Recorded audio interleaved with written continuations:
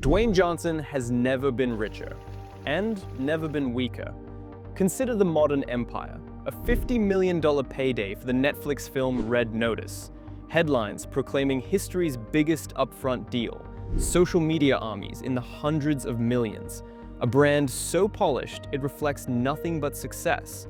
This is the portrait of peak power. Here is the paradox. At the zenith of his financial reach, his foundational power in Hollywood, his true leverage evaporated. Studios once reshaped entire release calendars to avoid his wrath. They fought for his approval, fearing his displeasure.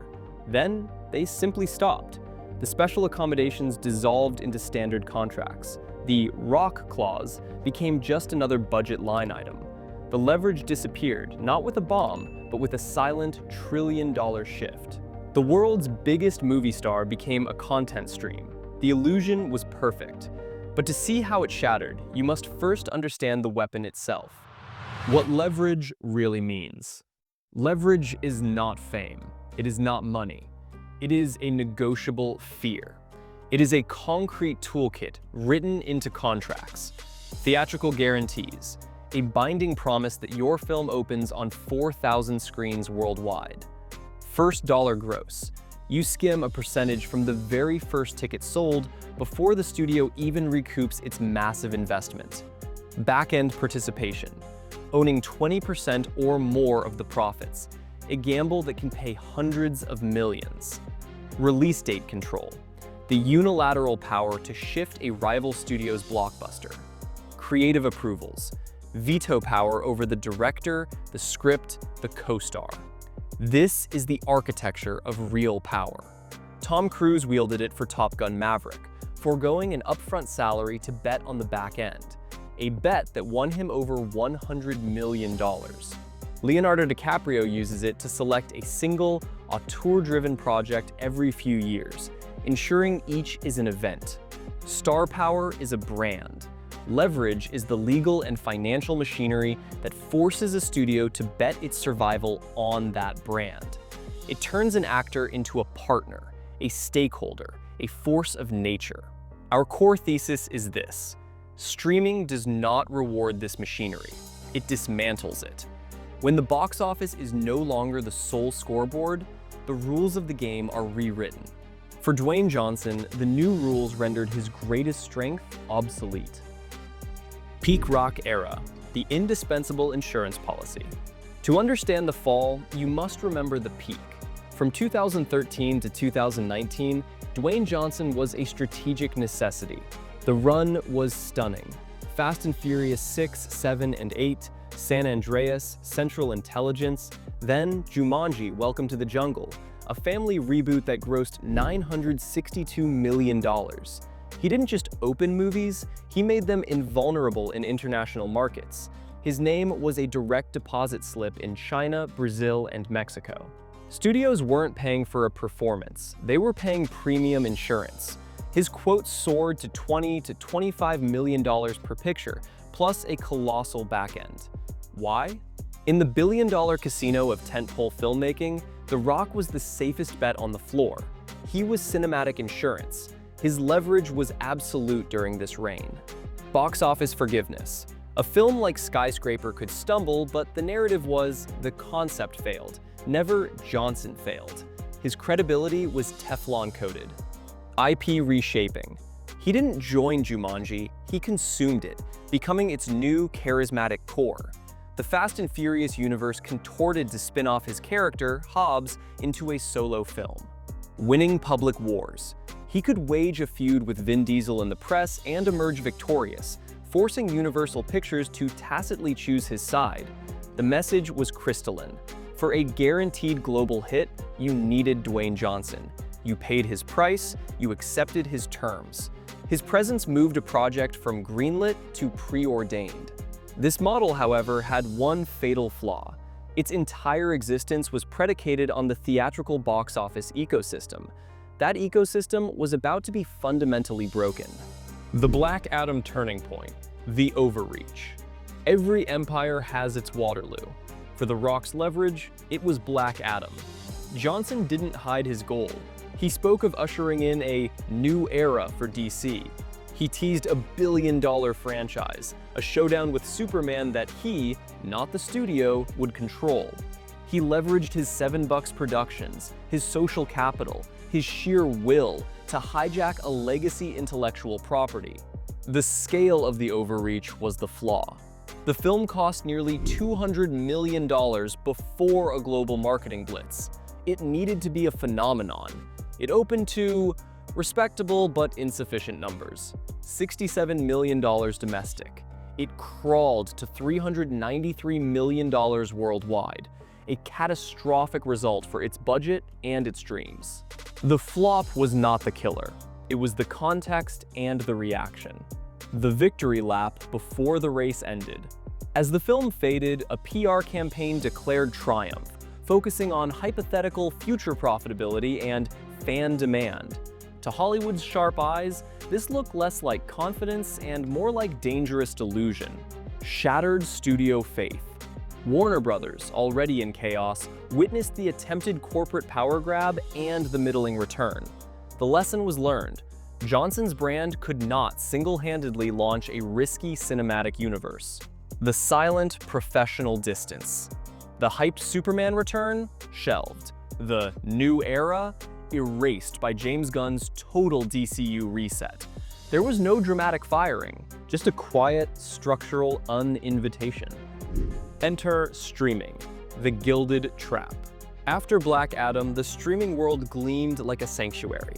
For a star with a bruised theatrical ego, Netflix and Amazon offered a seductive deal. The pitch was simple and powerful. Guaranteed money. A reported $50 million upfront for Red Notice. No back-end wait, no clawbacks. Pure financial certainty. Brand safety. No opening weekend headlines in Variety. No public box office bombs. Metrics are hidden. Failure is absorbed by the algorithm, not the trade papers. Lower perceived risk. Your job is no longer to open a film, it is to drive subscriptions and engagement. Softer, private metrics. It looked like a masterstroke, a pivot to safety and wealth. It was a Trojan horse. The hidden cost was everything that had constituted his former power.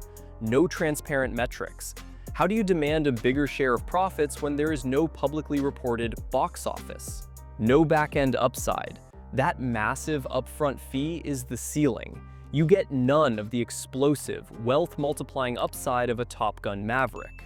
No public cultural wins. A theatrical hit is a shared event, a news cycle, a legacy moment. A streaming hit is a corporate press release about hours viewed. It builds the platform's brand, not the star's cinematic authority. From the streamer's perspective, the math was perfect. Why engage in brutal negotiations over gross points, release windows, and creative control with a star like Johnson? Instead, offer a jaw-dropping, flat fee. You purchase his brand equity and his audience reach for a fixed cost. You absorb all the risk. You retain all the control. Streaming handed Dwayne Johnson a golden parachute and quietly cut the cords to his cockpit. Red 1, Netflix, and the industry's quiet realization. The pattern emerged quickly, and Hollywood is built on pattern recognition. Exhibit A, Red 1. Amazon's $250 million Christmas action film. Reports leak of massive reshoots, ballooning budgets, and leadership chaos. The narrative in the trades isn't about Johnson's creative vision. It's about a production in trouble, a management problem. His star power is framed not as the solution, but as part of the costly equation. Exhibit B, the Netflix model. Films like Red Notice and The Gray Man. The deal structure is elegantly simple. Historic upfront cash, zero traditional leverage. Netflix does not grant first-dollar gross. They write a check and retain ownership. Your power to demand a specific theatrical release, a prime summer window, or a percentage of the profits, it never enters the conversation. The silent signal sent to every studio head was deafeningly clear. He will accept the guaranteed check. He will not fight for the theatrical window or the gross points. How streaming resets star hierarchy. In the theatrical world, a clear hierarchy existed. At the top were stars who could open a movie and guarantee a global weekend. That was Dwayne Johnson's kingdom. Streaming dismantled that kingdom. Its great illusion is democratization. Its great reality is algorithmic equalization. The algorithm is the marquee. Netflix doesn't market a Dwayne Johnson film. It promotes an action movie you might like. The brand is the service, not the actor. Your face is a data point, not a promise. Why this specifically undermines The Rock. His entire monumental value proposition was opening weekend impact, moving the needle from $0 to $60 million globally in 3 days. Streaming has no opening weekend. It has a drop date and an engagement score. His superpower is rendered technologically obsolete. Studios build leverage, streamers rent celebrity. A traditional studio invests in a star to build a franchise asset they own for decades. A streamer rents a star's brand equity for a fixed period to feed an endless content churn. One is a long-term partnership. The other is a high-priced transaction. The brutal, defining line of this new era is this: leverage survives only where public financial risk still exists. Theatrical releases are high risk, high reward. A star who can mitigate that risk is worth giving power to. Streaming, with its upfront buyouts and absorbed risk, doesn't need saviors. It needs reliable, if expensive, content suppliers. Dwayne Johnson became a premium tile on a digital menu, alongside other expensive tiles like Gal Gadot and Ryan Reynolds, stars who also took the streaming check. The brand problem, the tyranny of predictability. Johnson's brand, the charismatic, physically imposing hero with a knowing smirk, was his foundational strength. In the streaming age, it became a trap. Streaming's economics breed a desperate hunger for novelty and surprise. A film isn't an event to be savored, it's content to be consumed, often in a distracted scroll, forgotten by next week's algorithmic refresh. This system craves variation. Johnson offered the opposite: masterful, reliable sameness. The arched eyebrow, the journey from reluctant hero to savior, the third act shirtless brawl. This was brilliant in the theatrical model, where audiences paid for a known, comforting quantity. In the endless digital scroll, that sameness curdles into audience fatigue. It breeds a sense of, I've already seen this. Studios and streamers began to ask a dangerous bottom-line question. Is he an event, or just very expensive, reliable content? The very predictability that once made him a safe bet now made him a commodity. And commodities, no matter how shiny, are negotiated on price and availability, not on creative power or fear. Streaming didn't just buy his movies. It exposed the limits of his brand's elasticity. It revealed that his persona, so powerful in one ecosystem, could become a liability in another that values churn over permanence, surprise over safety. Why studios stopped arguing. The sound of leverage dying. The most telling symptom of lost leverage is not a bad deal. It is the absence of a fight. Recall the battles that proved his power, the reported reshoots on Rampage to amplify his role, the very public and victorious feud with Vin Diesel over the soul of the Fast and Furious franchise. These were not scandals. They were demonstrations of necessity. Studios fought because they needed him more than he needed them. Now, listen to the silence. Projects like Red One at Amazon or his Netflix films are presented as complete packages. The terms are set, the check is attached. The negotiations are over budget numbers, not control clauses. There is no public clash over directors, release dates, or final cut, because those battles were preemptively removed from the table. This is the chilling professional reality. When studios stop arguing with you, they've already moved on. The heated negotiation was proof of your irreplaceability. The calm transactional meeting is proof that you are a vendor. The battlefield where leverage was exercised, the tense conference room, the late-night calls, has been paved over. What remains is a loading dock where very large, very predictable shipments are received. The money myth, the trap of the guaranteed check. Here lies the central illusion, the one that masks the entire shift. Being the highest paid does not make you the most powerful. Dwayne Johnson may command a $50 million flat fee for a streaming film. That is a salary, a spectacular, record-breaking salary, but a capped one. It is a transaction with a fixed ceiling. Now, examine the economics of leverage legends. Tom Cruise on Top Gun Maverick. He took a relatively modest upfront fee, but secured a monumental back-end participation deal. His compensation was directly tied to the film's stratospheric success, earning him well over $100 million. He bet on himself and won a fortune. Robert Downey Jr. in the MCU. His later deals famously included a slice of the entire franchise's gross, netting him tens of millions per film. His leverage was the engine of the universe itself. Their power stemmed from ownership and shared risk. They were not employees. They were partners whose fortunes rose and fell with the project. They were incentivized to do everything to make it a hit. Their leverage compounded their wealth. By opting for the safety and simplicity of the guaranteed check, Johnson traded the engine of long-term, wealth-multiplying dominance for a gilded, stationary throne. He has immense wealth, but he surrendered the machinery that turns wealth into enduring, industry-shaping power. The money is still there. The leverage that made the money truly historic is gone. Can the leverage be rebuilt? A path back exists. It is narrow, steep, and requires a painful, deliberate pivot away from the very safety he has embraced. He would need to execute a trilogy of difficult choices. 1. Embrace real theatrical risk.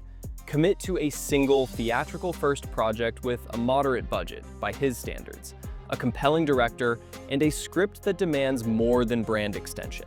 Think a dramatic, director-driven film in the $60 to $80 million range. A true creative gamble where his star power is the essential ingredient, not just a marketing tag. 2. Trade cash for partnership. For this project, accept a dramatically lower upfront fee, perhaps even scale, in exchange for a significant first-dollar gross back-end stake. This realigns his financial interests completely with the studio's. It screams, "I believe in this, and I will win or lose with you." 3. Break the brand mold. Choose a role with genuine depth, vulnerability, or even villainy. Silence the smirk. Subvert the hero's journey. Shock the audience and the industry out of predictability fatigue. He must remind Hollywood he is an actor, not just a brand. Leverage lost is not just forgotten, it is doubted. Rebuilding it requires proof not just of popularity, but of renewed necessity. The quiet lesson Hollywood learned. Streaming didn't end Dwayne Johnson's career. It didn't even dent his income. It performed a more subtle, profound surgery. It severed the connection between his brand and his power. It neutralized the fear he once inspired in studio boardrooms. It converted the most reliable opening weekend machine on the planet into a premium, high-cost content asset. This is the broader, chilling lesson now being absorbed by every A-lister with a production company and a brand empire. For Hollywood, the lesson is clear. The age of the star as sovereign, commanding terms through the gravitational pull of their box office might, is fading. The new age is one of the star as supplier. You can be the most expensive supplier, you can be the most reliable, but you are no longer the architect of the kingdom. Dwayne Johnson didn't fall. Hollywood simply stopped needing him.